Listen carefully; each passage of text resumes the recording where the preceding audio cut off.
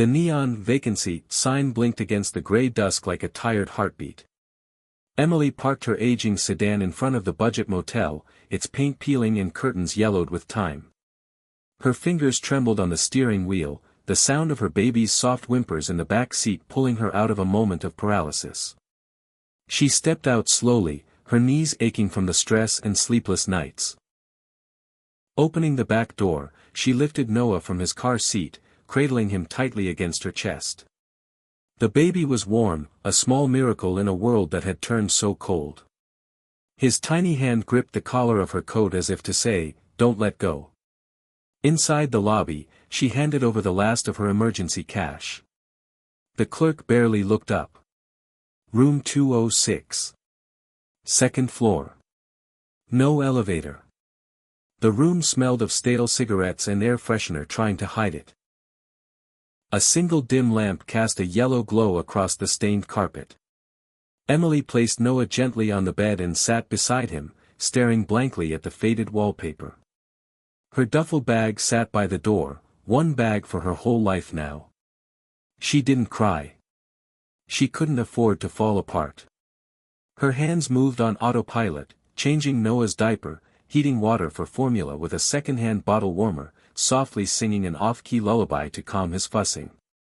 But her eyes kept drifting to the window. The unknowns pressed against the glass. What now? Where do we go from here? How long can I do this alone? She tried to push the fear down, but it pressed harder. Her chest tightened.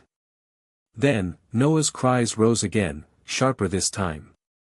She lifted him, rocking, bouncing, whispering, "Shoo, baby, I know. I know." She didn't hear the faint shuffle of footsteps in the hallway.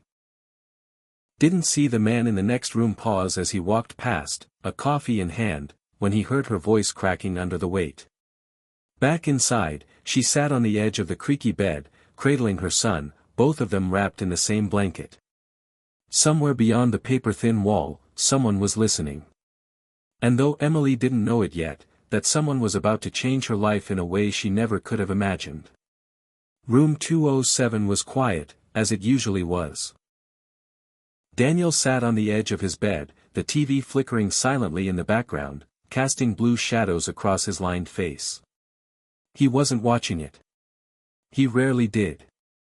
Most nights, he stared at the screen without hearing a word, lost in thoughts too old and too heavy to put down. He had been staying at the motel for 3 weeks now, longer than usual. He moved around a lot. Never really settling. People like him didn't. A duffel bag and a worn leather wallet were the only things he carried. Along with the ghosts. That night, just as he took his first sip of lukewarm motel coffee, he heard it. A soft, muffled sob. Then a baby's cry.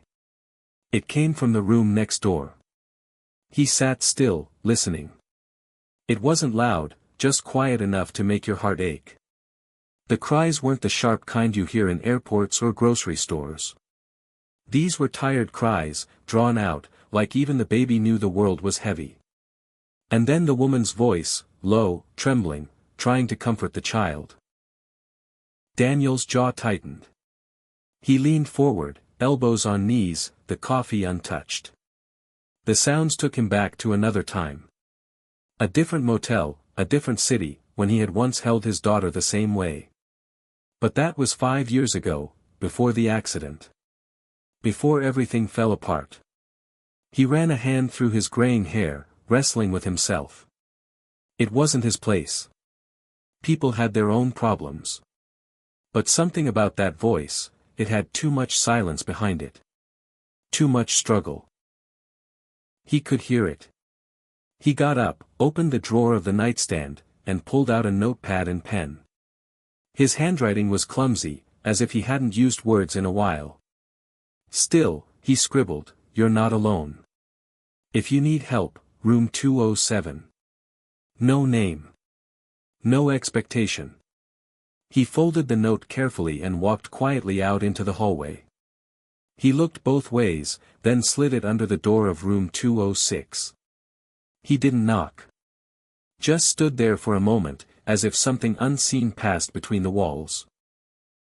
Then he walked back inside and sat down, leaving the door unlocked, just in case.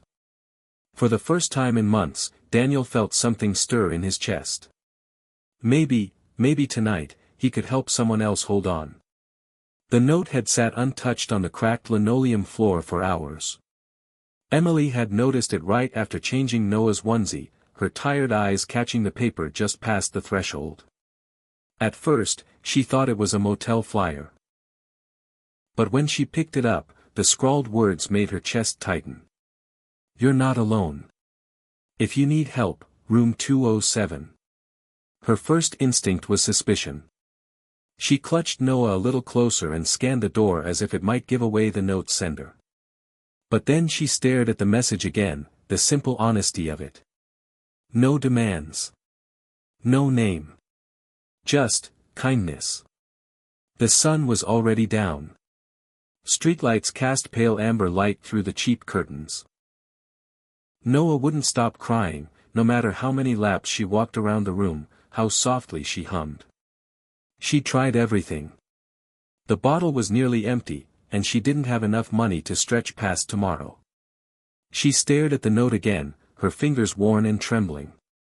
Then, she made the decision. With Noah wrapped in his little blue blanket and her keys in her pocket, she stepped into the hallway and knocked on room 207. The door opened almost instantly. A man in his early 40s stood there, unkempt beard, weathered hands, and eyes that looked like they had seen too much and still carried all of it. For a long second, they just stared at each other. I'm sorry to bother you," Emily said, her voice small. I saw your note." Daniel nodded, stepping aside slightly but not pressing. "My baby, he's not well. I was wondering if you knew if there's a pharmacy nearby." Daniel's expression softened. "Yeah. Not far. About 10 minutes. I can drive you." Emily hesitated. Fear flickered behind her eyes. "I don't normally, you don't have to explain," he said gently. "I'm not trying to cross a line. Just trying to help."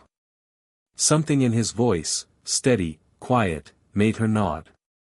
He held the door open. "You can ride with me or follow in your car, if that feels safer." A pause. Then she shook her head. "We'll ride with you. If that's okay." Daniel grabbed his coat and keys, and as they walked out into the night, Emily glanced at him, her voice cracking. "Thank you. I didn't know anyone could be kind without wanting something back." Daniel didn't reply. He just opened the car door and smiled gently. Sometimes, silence was the most honest answer. The pharmacy run was quiet. Not uncomfortable, just quiet in that strange, almost sacred way strangers can sit beside each other when there's nothing to prove. Emily held Noah gently in the back seat, his tiny eyes fluttering shut after the warm bottle Daniel had insisted on buying. When they returned to the motel, she expected a quick goodbye. But Daniel didn't leave. Instead, after walking her to her door, he glanced at the faded number on it and asked, "Have you eaten today?" She hesitated. He nodded slowly, understanding. "Stay here. 10 minutes. Before she could protest, he disappeared. Exactly 10 minutes later, a knock came. Soft, not imposing. When she opened the door, he stood there with a brown paper bag and 2 steaming containers. "There's a Thai place down the street. I asked them to keep it mild for the baby's sake. Hope that's okay." Emily blinked. Her lips parted to respond, but the words caught in her throat.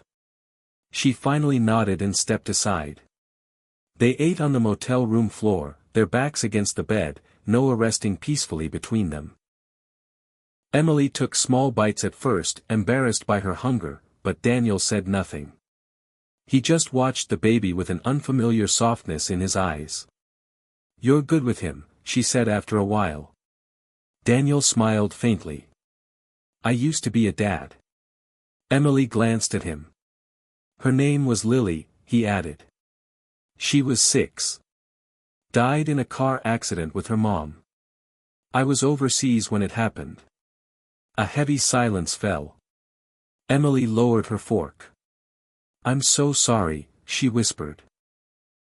Daniel shrugged, not dismissively, but as if he'd carried the weight so long, it had become part of him.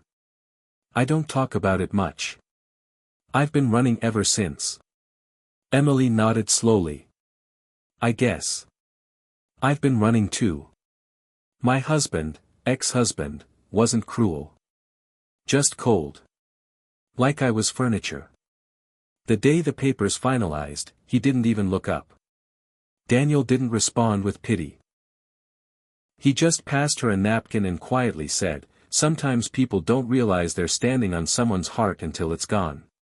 She looked at him then, really looked. In a quiet, worn-out motel room with broken lights and peeling wallpaper, two strangers sat in silence. And somehow, it felt like the safest place in the world. Emily woke to the soft morning light spilling through the gap in the motel curtains. For a moment, she didn't remember where she was. Then the room came into focus. The cracked ceiling, the rumble of traffic outside, the stillness of her sleeping son curled against her side. But something was different. A white envelope lay just inside the door. Her heart jumped. Cautiously, she slipped out of bed and picked it up. There was no name on it, just her room number scrawled in blocky handwriting. She opened it slowly. Inside was a folded note, a prepaid debit card, and a glossy pamphlet. The note read, "This is not charity. It's hope. You don't owe me anything, I'm just passing it forward. There's a shelter across town that offers job training, childcare, and a safe place to land. I called ahead. They're expecting you. My daughter would have wanted me to help someone like you. You're stronger than you know." Emily's breath caught. Her knees gave slightly as she sank to the bed, the note trembling in her hand. The prepaid card slipped onto her lap, there was enough there to last at least a few weeks. Enough to breathe again. Enough to stand. She clutched the letter to her chest and whispered, "Thank you," to no one in particular. Rushing to the window, she looked out just in time to see a dark blue pickup truck pull out of the lot. It was him. No goodbyes. No fanfare. Just a quiet exit, like a guardian who knew when to step back. Tears streamed down her cheeks, but they weren't the desperate kind anymore. They were full of something she hadn't felt in a long time, hope. She picked up Noah, who cooed softly in her arms, and held him close. "We're going to be okay," she whispered. "I don't know how yet, but we will." She looked down at the pamphlet again, the Grace House, shelter. Healing. A new start. And for the first time in what felt like forever, Emily believed in the idea of a new start. Because a stranger who had lost everything, had reminded her that she hadn't lost everything yet.